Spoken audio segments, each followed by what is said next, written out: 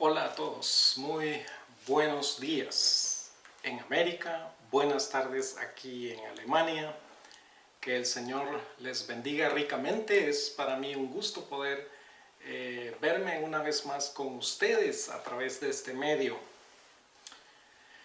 El día de hoy, con la ayuda del Señor, voy a hacer un resumen de lo que el Señor me ha permitido compartir a través de la palabra el último año. El resumen lo voy a hacer en dos partes, es decir, en este día voy a compartir un resumen de lo que el Señor me permitió predicar entre julio del año pasado y diciembre. Y la próxima semana, con la ayuda del Señor, vamos a continuar este resumen desde enero hasta esta fecha. Así que oramos al Señor para que el Señor nos guíe, y a los que se puedan conectar tanto en vivo como en diferido más tarde, quiero bendecirles en el nombre del Señor. Oremos. Amado Padre Celestial, queremos darte muchas gracias por el consejo de tu palabra, Señor, que es tan rico, que es tan amplio, tan vasto, pero también tan conciso, tan específico, tan glorioso, que nos lleva a conocerte a través de nuestro Señor Jesucristo. Gracias te damos, Señor, por tu Espíritu Santo que nos auxilia tanto cuando oramos como también cuando compartimos tu palabra. Y es tu Espíritu, Señor, el que convence al mundo de pecado, de justicia y de juicio. Quiero bendecir a cada uno de mis hermanos, Señor, que hoy se van a unir a esta palabra, a esta transmisión que me permites hacer el día de hoy, jueves. Y quiero darte gracias, Señor, y rogarte que seas tú que abras nuestro entendimiento para que glorifiquemos tu nombre en todas las cosas. En el nombre de Cristo Jesús, Señor. Amén. Amén, amados hermanos, tanto acá en Europa como en América y en cualquier lugar del mundo donde ustedes nos puedan ver, como dije, tanto en esta transmisión en vivo como después en diferido. También voy a procurar hacer una grabación para poner este mensaje en YouTube. Sucede que el último domingo, como algunos quizás esperaban el mensaje en YouTube, no lo puse porque prediqué solo en alemán. Sucede así que en la iglesia o hay hermanos que todos entienden alemán, entonces prefiero predicar en alemán. Además, el reto de resumir 6 meses de mensaje de la palabra, se me facilitaba hacerlo más en un solo idioma, así que con la ayuda del Señor hoy lo vamos a hacer acá en español exclusivamente, por supuesto, como hacemos también esta transmisión. He estado predicando, como ya algunos se han dado cuenta, en Génesis, Isaías, Marcos y Romanos. Y también en los primeros mensajes, y es algo que el Señor me ha llamado a retomar también en los próximos meses, también estuve predicando los salmos, aunque solo prediqué 2 salmos, el Salmo 1 y 2, en los primeros meses cuando empecé desde julio del año pasado a compartir esta palabra. Por lo tanto, amados hermanos, el día de hoy quiero compartirles desde Génesis.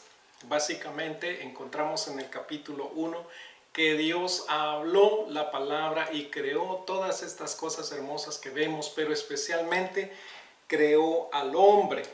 Creó al hombre, dice el capítulo 2, verso 7. Entonces Jehová Dios formó al hombre del polvo de la tierra y sopló en su nariz aliento de vida, y fue el hombre un ser viviente. El Señor nos creó y nos dio vida por su Espíritu Santo.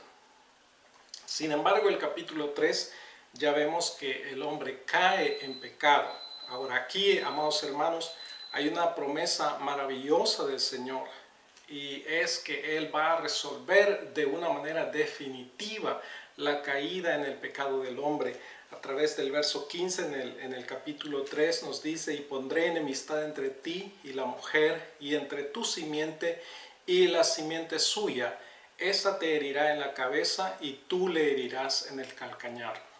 Es una promesa de victoria sobre el enemigo, de victoria sobre el enemigo que indujo al ser humano a caer en el pecado. Pero es una promesa de perdón, como vemos en el verso 21, y Jehová Dios hizo al hombre y a su mujer túnicas de pieles y los vistió, cubrió su vergüenza, cubrió su pecado con estas túnicas, y eso es un símbolo de que el Señor Jesús un día iba a derramar su sangre por nosotros. Este fue el primer sacrificio registrado en la palabra del Señor. Recuerde que las túnicas de pieles no se podían haber hecho si el Señor no hubiese sacrificado unos animalitos, y como nos va a decir Hebreos más adelante en la revelación del Señor, sin derramamiento de sangre no hay remisión de pecado. Esta es la palabra poderosa de Dios, y eso resalta en el Génesis. La palabra creativa de Dios es la palabra restauradora también, y la palabra que desde el inicio de la caída del ser humano promete una redención eterna. Entonces después el Señor me permite meditar en los salmos. Y los salmos, amados hermanos, 1 y 2 son salmos preciosos. El Salmo 1 es una exaltación precisamente a la palabra de Dios. Y se dice en la palabra, en el verso 2 del Salmo 1, sino que en la ley de Jehová está su delicia, y en su ley medita de día y de noche. Será como árbol plantado junto a corrientes de agua, que da su fruto a su tiempo, y su hoja no cae, y todo lo que hace prosperará. Les pido una pausa de unos segundos y les cuento luego qué pasó. Salmo 1, verso 2 y 3.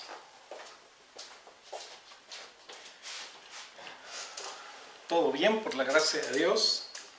No ha sucedido nada. Tenía que apagar la máquina que estaba lavando platos por ahí. Muy bien, estoy por aquí casi solo en la casa, por así decirlo. Continuemos. Salmo capítulo 1, versos 2 y 3. Entonces esa palabra que Dios habló, esa palabra creativa, esa palabra que nos restaura, esa palabra dice acá que también nos puede convertir en personas para Dios fructíferos, que damos su fruto a su tiempo y su hoja no cae. Es decir, amados hermanos, es la palabra del Señor por su Espíritu Santo que nos sostiene y que nos mantiene verdes para el Señor, para llevar fruto para la gloria de su nombre. El Salmo 2 es un salmo sumamente glorioso que nos habla del poderío del Señor sobre las naciones y nos va a preparar para lo que viene en Isaías. Pero miren lo que dice el Salmo 2 acerca de nuestro Señor Jesucristo, el ungido de Jehová. Dice la palabra en Salmo 2:7, Jehová me ha dicho, mi hijo eres tú, yo te engendré hoy. Pídeme y te daré por herencia las naciones, y como posesión tuya los confines de la tierra. Y entonces viene un llamado a los reyes de la tierra. Ahora pues, oh reyes, sed prudentes, admitid amonestación, jueces de la tierra. Servid a Jehová con temor y alegraos con temblor. Honrad al Hijo, para que no se enoje y perezcáis en el camino, pues se inflama de pronto su ira. Bienaventurados todos los que en Él confían. Este es nuestro Señor Jesucristo, el Rey de Reyes, el Señor de Señores, el heredero de todas las naciones de nuestro Padre Celestial. Y Él no se avergüenza de llamarnos hermanos, va a decir la palabra más adelante en el Nuevo Testamento. Y nosotros, amados hermanos, en Cristo somos herederos de Dios y coherederos con Cristo. Es un privilegio que gozamos por la fe, por la gracia y la misericordia de nuestro Dios en Cristo Jesús. Y así vamos a Isaías, pensando en ese señorío del Señor sobre las naciones y en ese proceso del Señor de someter a las naciones, a los pueblos, a las gentes. Puede leerse esa palabra naciones, al señorío de nuestro Señor Jesucristo. E Isaías, amados hermanos, nos va a mostrar cómo el Señor está en un proceso de formación de las naciones. El Señor quiere formar carácter en las naciones. Y esto es una dimensión muy amplia. Y quizás el día de hoy, en tiempo de pandemia, podemos entender mejor cómo es que Dios ejecuta sus juicios en las naciones, amados hermanos. Isaías capítulo 1 en medio de los juicios, porque en este tiempo, en el año aproximadamente 740 a.C., Isaías está anunciando juicios sobre la nación de Judá y de Jerusalén y también de Israel. El Señor revela un secreto majestuoso de su obra y es el verso 9, Isaías 1:9. Si Jehová de los ejércitos no nos hubiese dejado un resto pequeño, como Sodoma fuéramos y semejantes a Gomorra. El resto, este remanente de poca gente que el Señor va a dejar en medio de los juicios, es a través de lo que Él puede comenzar algo nuevo. Lo vamos a ver en la segunda parte, en la próxima semana de este resumen, cómo el Señor, a través, por ejemplo, de la salvación de Noé y sus 3 hijos y las respectivas esposas, preservó a través de ese pequeño resto, de ese pequeño remanente, a la raza humana y también a todos los animalitos que Él llamó al arca. Así que vemos que Dios es poderoso y siempre se preserva un pequeño resto. A veces nosotros en las iglesias nos podemos desanimar, especialmente en este tiempo que nosotros estamos pasando por mucha dificultad. Yo creo que son tiempos donde el Señor prueba, ¿verdad? Prueba, dice la palabra que es probar el grano sólido con el tamo, con la basura. Eso hacen cuando se cosecha, por ejemplo, el trigo o el frijol o el maíz. Se tira el grano al aire para que el viento se lleve el tamo, la basura, y entonces queda el grano sólido. Y a veces, hermanos, estos procesos de juicio son así. Somos como lanzados para que se filtre todo aquello que no pertenece al Señor. Llámese gente que realmente quizás son fanáticos del Señor Jesús, pero no son discípulos del Señor Jesús. Es muy lamentable, hermanos amados, que a veces nuestro crecimiento está lleno de mucho de esta gente que es superficial y que no tienen una comunión íntima y veraz con nuestro Señor.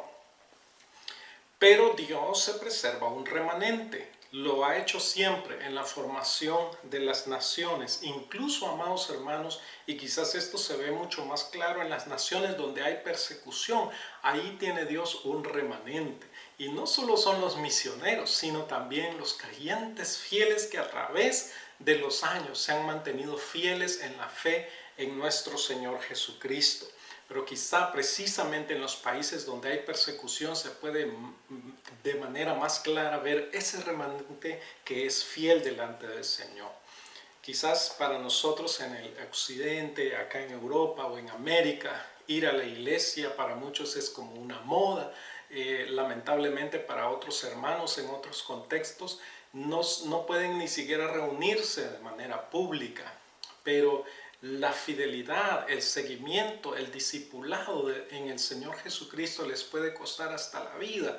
Sufren cárceles, sufren persecuciones, sufren aislamiento social y a pesar de eso siguen fieles al Señor Jesucristo.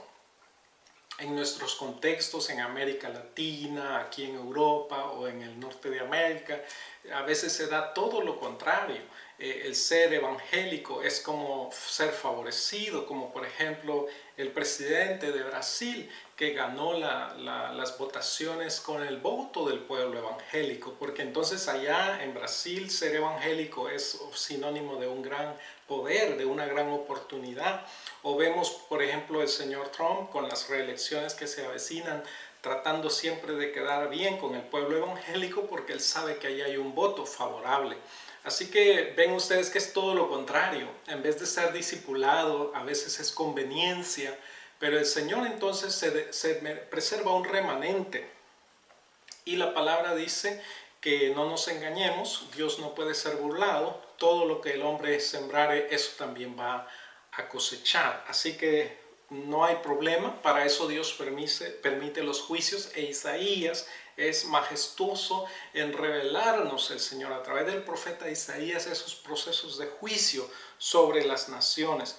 Luego entonces vamos al capítulo 2 de Isaías y vemos cómo Dios llama a juicio a las naciones. Dice, Él juzgará entre las naciones, dice el verso 4, y reprenderá a muchos pueblos. y volverán sus espadas en rejas de arado y sus lanzas en hoces. No alzará espada nación contra nación, ni se adiestrarán más para la guerra. ¡Wow! Es un sueño de paz, un sueño de seguridad y de justicia que no tenemos hoy en día. El problema, para tener esta paz nosotros necesitamos tener justicia. No hay paz sin justicia.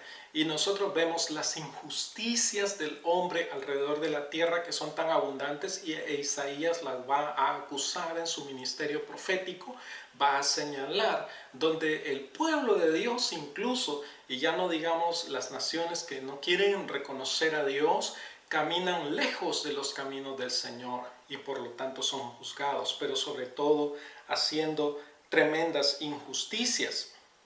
Dice la palabra en el verso 17 también del capítulo 2 de Isaías: la altivez del hombre será abatida y la soberbia de los hombres será humillada, y solo Jehová será exaltado en aquel día. Hay un día de Jehová, es un día de juicio. Ese día se puede dar repetidas veces a través de la historia humana y se ha dado. Algunos esperan el gran día de Jehová, grande y terrible, y en algún momento yo les voy a compartir que yo sospecho que ese día grande de Jehová y terrible ya se ha dado y ni siquiera mucha gente se dio cuenta. Incluso muchos teólogos hoy en día ni siquiera creo que señalan hacia ese día de Jehová grande y terrible que ya sucedió en la historia humana. Pero hoy no voy a hablar de eso, eso se los dejo como una inquietud para que más adelante, según el Señor lo permita, se los pueda compartir. El día de Jehová es una señal de juicio, es un tiempo de juicio donde Dios va a juzgar a las naciones. Luego vamos a Isaías capítulo 3 y dice en el verso 13: Jehová está en pie para litigar y está para juzgar a los pueblos. Jehová vendrá, verso 14, Jehová vendrá a juicio contra los ancianos de su pueblo y contra sus príncipes. Es interesante y no se sorprendan de esto porque Pedro lo dijo ya en su epístola en el Nuevo Testamento, que es tiempo de que el juicio comience por la casa de Jehová. Muchos se extrañan a veces de que por qué pastores mueren en estas pandemias, por qué gente que ama a Dios muere en estas pandemias. Hermanos amados, la primera razón es porque la paga del pecado es muerte. Todos nosotros estamos sujetos a la muerte. Vamos a morir tarde o temprano. Unos más temprano, otros más tarde. Nadie lo sabe, nadie sabe el día y hora en que va a tocar pasar de este mundo a la presencia del Señor. Pertenecemos a la raza humana caída, y aunque Cristo ya redimió nuestras almas para salvación eterna y nos ha prometido resurrección y nos ha prometido un cuerpo nuevo, todavía este cuerpo lo andamos llevando. Y Pablo va a decir acerca de este cuerpo que se desgasta de día en día. Pero dice, el interior se renueva para la gloria del Señor. Así que hermanos, el juicio comienza por la casa de Dios, porque es más peligroso cuando alguien pretende conocer a Dios y realmente desconoce la gracia, el poder y la maravilla del Señor. Así que, queridos hermanos, Isaías nos va a hablar del juicio a las naciones, a los pueblos, pero específicamente a los príncipes va a decir el de su pueblo. Ahora en día el pueblo de Dios está diseminado para su gloria por todas las naciones. Desde el este hasta el oeste, desde el norte hasta el sur, el nombre del Señor es alabado por su pueblo. Por eso dice la palabra: si se humillare mi pueblo, sobre el cual mi nombre es invocado, y oraren y buscaren mi rostro, y se convirtieren de sus malos caminos, entonces yo oiré desde los cielos y perdonaré sus pecados y sanaré su tierra. Segunda de Crónicas 7:14. Pues ustedes sabrán que el Señor permite que sus juicios alcancen en primer lugar a su pueblo, hermanos, porque es necesario que también nosotros seamos refinados, así como el oro, va a decir también el apóstol Pedro, es refinado. También nuestra fe necesita ser refinada delante del Señor. Y así vamos a Marcos. Marcos es el evangelio, muy probablemente el primer evangelio que fue escrito. Debo decir, aunque no hay mucho tiempo, pero brevemente debo decir que el escritor de este evangelio, Juan Marcos, es aquel que Pablo había descartado en el ministerio, allá por Hechos capítulo 13 o 15 al final. Hechos 15 al final, sí. Pablo había descartado a Juan Marcos y Bernabé lo toma. Bernabé sigue, parece que es el sobrino de Bernabé, Juan Marcos, y tienen un gran conflicto con Pablo. ¿Por qué le digo esto? Marcos después va a parar con Pedro. Pedro, al despedirse de su primera carta, dice: también os saluda mi hijo Marcos. Marcos está con Pedro, y lo que parece ser es que Marcos era el traductor del apóstol Pedro. Pedro muy probablemente predicaba en arameo, en hebreo, que era la lengua común de los judíos en aquel tiempo, y quizás el griego de Pedro no era muy bueno, aunque sin duda que lo conocía, porque era el idioma también del Imperio Romano. Pero Marcos, que era más joven y aparentemente mejor preparado, él era como el traductor de Pedro. A donde Pedro iba, Marcos estaba ahí, al grado que después Pedro va a decir de él: mi hijo Marcos. Marcos escribe este evangelio. ¿Y cómo comienza este precioso evangelio? Dice el verso 1: principio del evangelio de Jesucristo, Hijo de Dios. Este es el principio, es como un nuevo inicio. Y mire lo que dice la palabra en el verso 17. El Señor Jesús comienza su ministerio y le dice a los discípulos: y les dijo Jesús: venid en pos de mí y haré que seáis pescadores de hombres. Yo voy a darles una vida nueva, les voy a dar un nuevo propósito. El Señor nos llama al discipulado. El Señor Jesús ha venido a esta tierra. Es gloriosa la visitación del Señor sobre nosotros, y entonces ese llamado que el Señor nos hace para que seamos transformados en pescadores de hombres nos da un nuevo propósito. El capítulo 2 vemos la autoridad del Señor Jesucristo. Más que para sanar o para echar fuera demonios, la autoridad del Señor Jesucristo es para perdonar. Y luego que veamos Romanos, vamos a entender por qué eso es tan importante.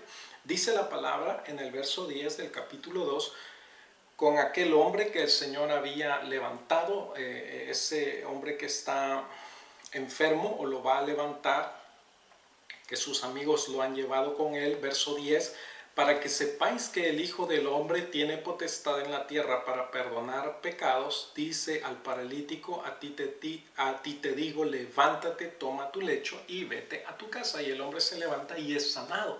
Pero ¿qué quiere demostrar el Señor Jesús? Su autoridad, hermanos amados, para perdonar pecados.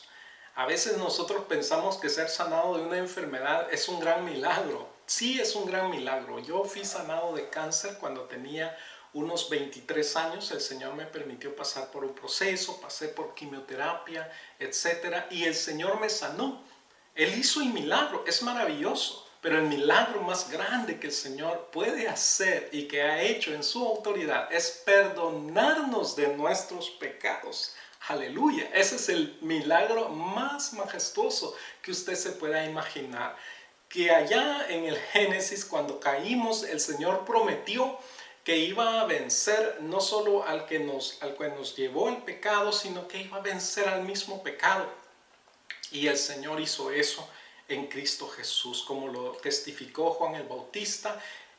Él es el Cordero de Dios que quita el pecado del mundo. Eso es algo majestuoso, hermanos. Eso es algo maravilloso. Lo único que nosotros tenemos que hacer es creer y confiar en el sacrificio de Cristo Jesús, y entonces recibimos este glorioso perdón de nuestro Señor.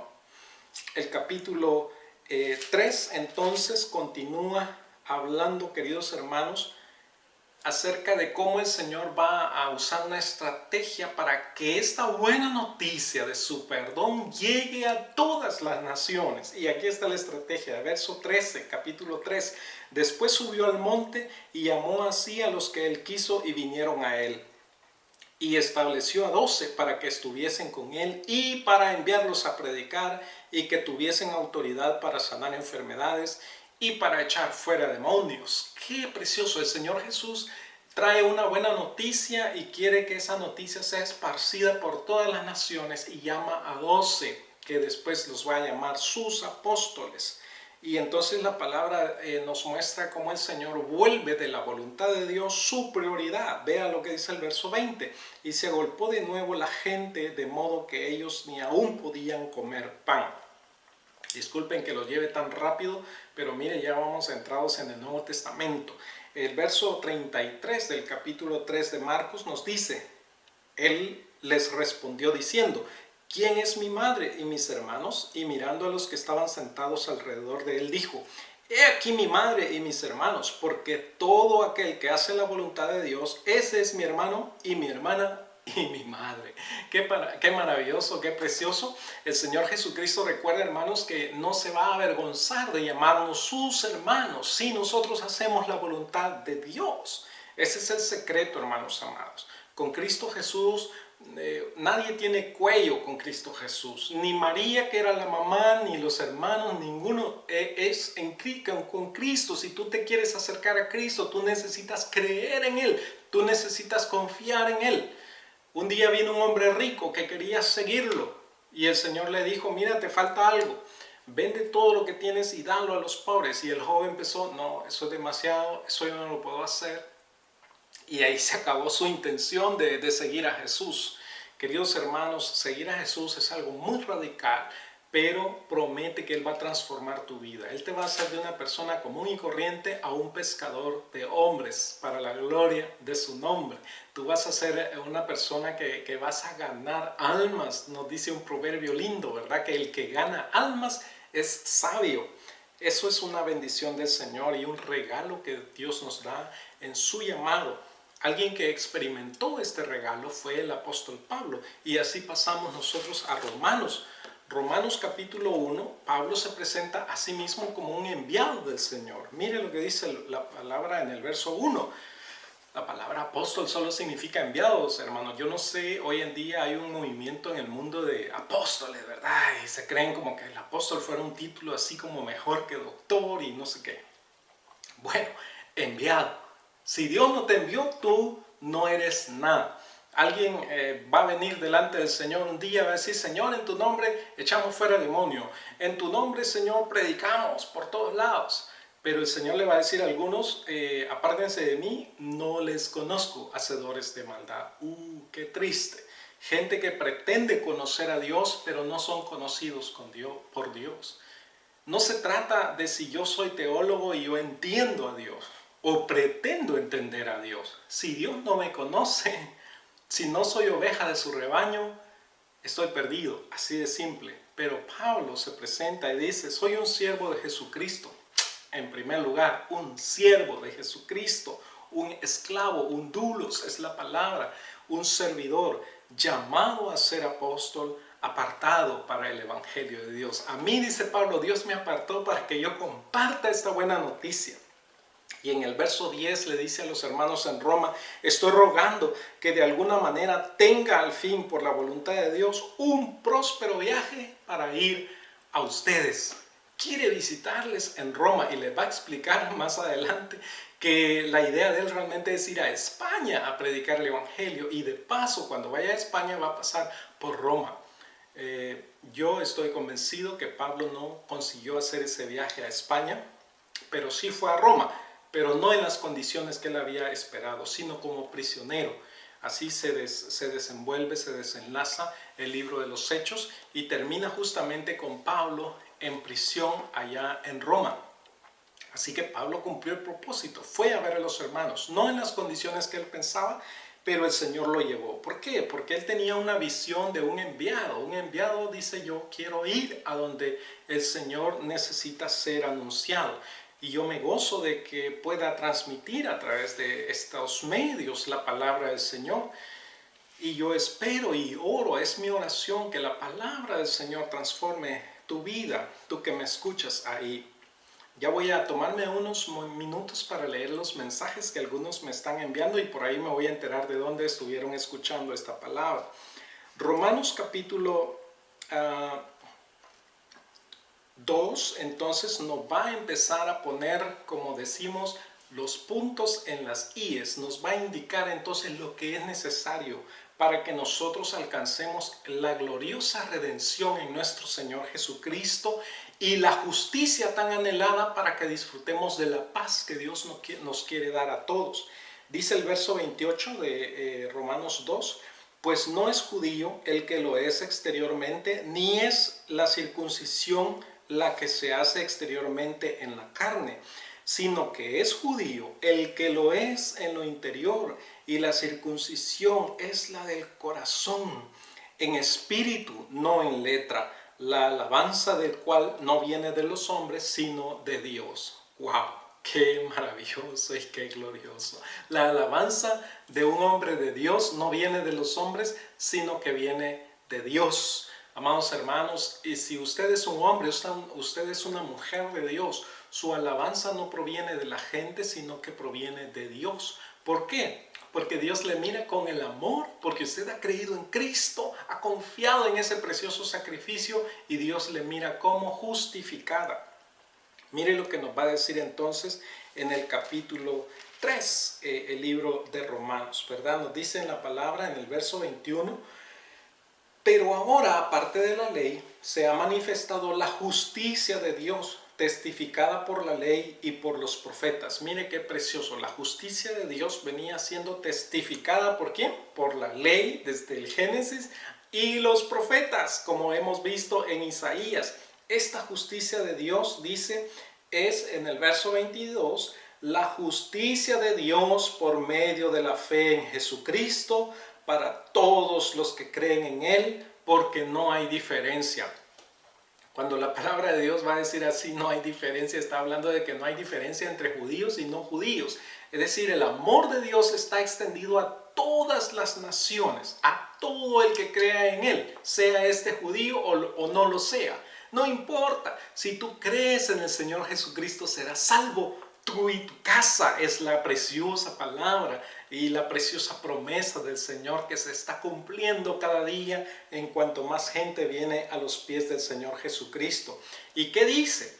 No hay distinción. ¿Por qué no hay distinción? Verso 23. Por cuanto todos pecaron y están destituidos de la gloria de Dios. Todos, judíos o no judíos, hemos pecado y estábamos separados de la gloria de Dios. Y el verso 24 nos va a volver a señalar entonces cómo alcanzas la justificación, seas tú judío o no lo seas, de cualquier otra nación, seas canadiense, seas salvadoreño, seas estadounidense, alemán, guatemalteco, mexicano y argentino, lo que tú seas, de donde tú vengas, o seas israelita, no importa. ¿Cómo eres justificado? Dice el verso 24, siendo justificados gratuitamente por su gracia mediante la redención que es en Cristo Jesús. Es impresionante como Pablo subraya aquí, justificado gratuitamente por su gracia en Cristo Jesús, por su redención.